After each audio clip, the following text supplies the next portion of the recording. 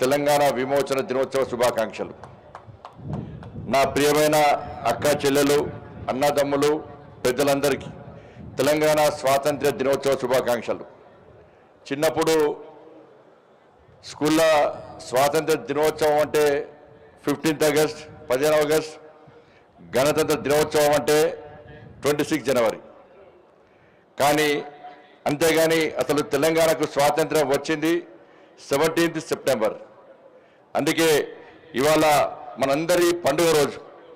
గత ప్రభుత్వాలు చరిత్రను వక్రీకరించకపోతే సెప్టెంబర్ 17 కూడా మనకు పండుగ చేసుకుంటాం మనమందరం కూడా. కానీ అసలు నిజాలను భూస్థాపితం చేశారు, అబద్ధపు కల్పితాలను చరిత్రం చేశారు. భారతదేశానికి 1947 ఆగస్టు 15 స్వాతంత్రం లభిస్తే 399 రోజుల తర్వాత అంటే 1948 సెప్టెంబర్ 17న నిజాం నిరంకుశ పాలన నుండి తెలంగాణ ప్రజలకు విముక్తి లభించిన రోజు.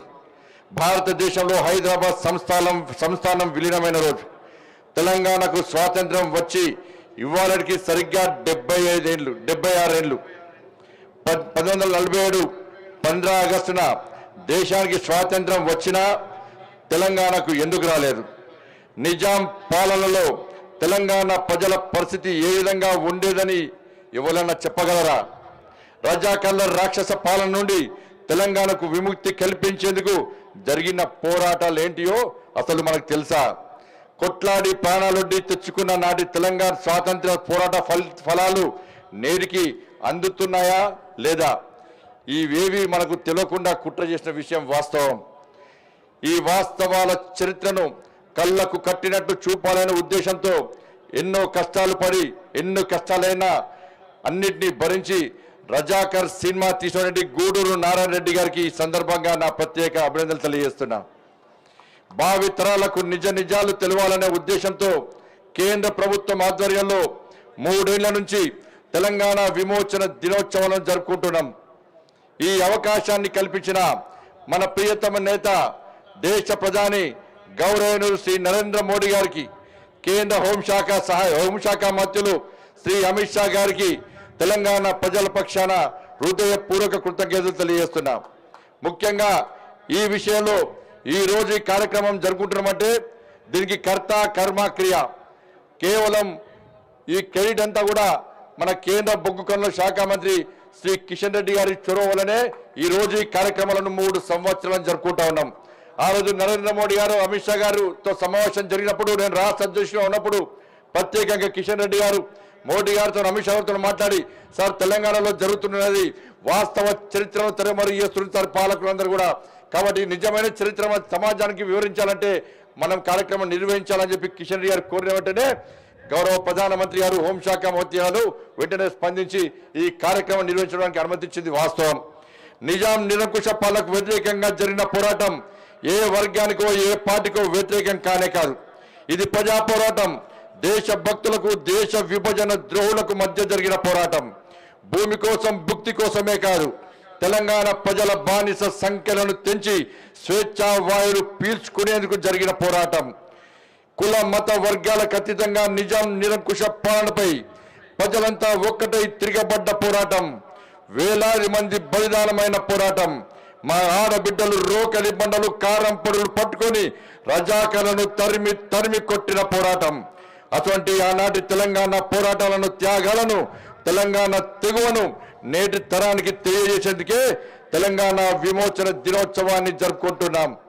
నిజాం నిరంకుశ పాలనలో రజాకర్ల అకృత్యాలను తలుచుకుంటే ఇప్పటికీ నా రక్తం సలసల మరుగుతుంది. నా తెలంగాణ ఆడబిడ్డలపై జరిగిన మానభంగాలు బట్టలిప్పించి మా అక్కాచెలను నగ్నంగా బతుకమ్మ ఆడించిన ఘటనలు ఇలా తెలంగాణ సమాజం మర్చిపోదు. పరకాలలో 1500 మంది జాతీయ జెండాను ఎగిరేసినందుకు జలియన్ వాలాబాగ్ తరహాలో కాల్పులు జరిపిన దుర్మార్గపు సంఘటనను మనం మర్చిపోతామా? బైరాన్పల్లి గుండ్రాన్పల్లి 1000 ఊడల మర్రిలో రజాకర్ల దురాగతను ఎన్నటికీ మర్చిపోం. కొమరం భీం, రామ్జీ గోండ్, బూర్గుల రామకృష్ణారావు, కొండా లక్ష్మణ్ బాపూజీ, చాకలి ఐలమ్మ, నారాయణరావు పటేల్, ఆరుట్ల దళిత మహిళ ముత్తమ చేసిన పోరాటాలను ఎన్నటికీ మర్చిపోం. ఇలా చెప్పుకుంటూ పోతే తెలంగాణలో ప్రతి గ్రామానికి రజాకర్లపై పోరాడిన చరిత్ర ఉంది.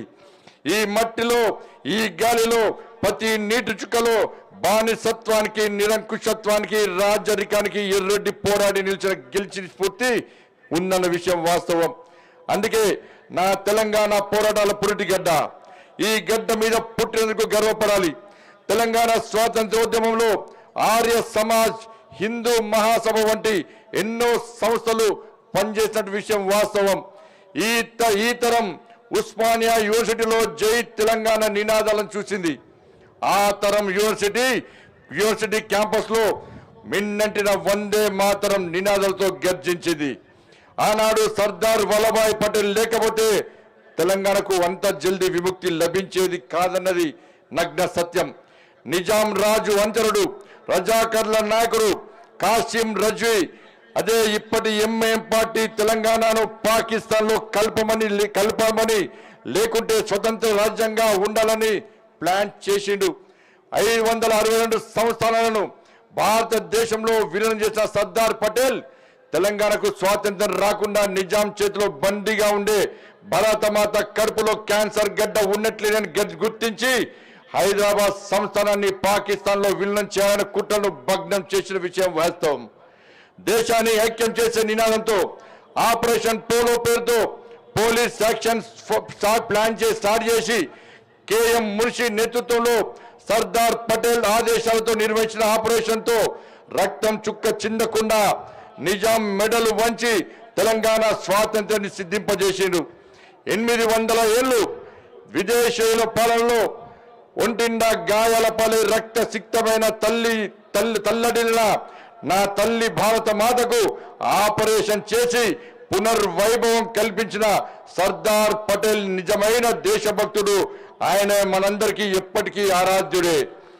ఇంత చరిత్ర ఉంటే దురదృష్టవశాత్తు రాష్ట్రంలోని పాలకులు ఎవరు కూడా ఇప్పటి వరకు అధికారికంగా తెలంగాణ విమోచన దినోత్సవాన్ని నిర్వహించకపోవడం బాధాకరం.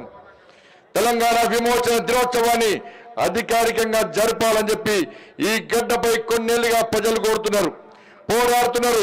లాఠీ దెబ్బలు తిన్నారు, కేసులు భరించరు, జైళ్ల పాలయ్యారు. అయినా సరే ఓటు బ్యాంకు రాజకీయాల కోసం ఈ రాష్ట్రాన్ని పాలించిన ఏ ప్రభుత్వం విమోచన దినోత్సవాన్ని నిర్వహించలేదు.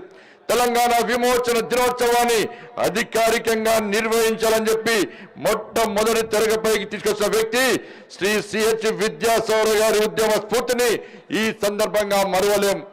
తెలంగాణ విమోచన దినోత్సవాన్ని నిర్వహించకపోవడం అంటే నాటి సమర యోధుల త్యాగాలను, బలిదానాలను అవమానించడమే.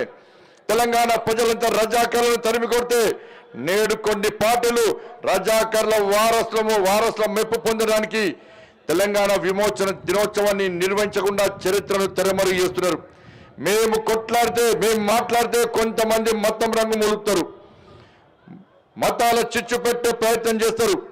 మేము సామాన్య ముస్లిం ప్రజలకు ఎన్నడూ వ్యతిరేకం కాదు. ఒక్క విషయం గుర్తుంచుకోవాలి, ముస్లింలంతా రజాకర్లు కాదు.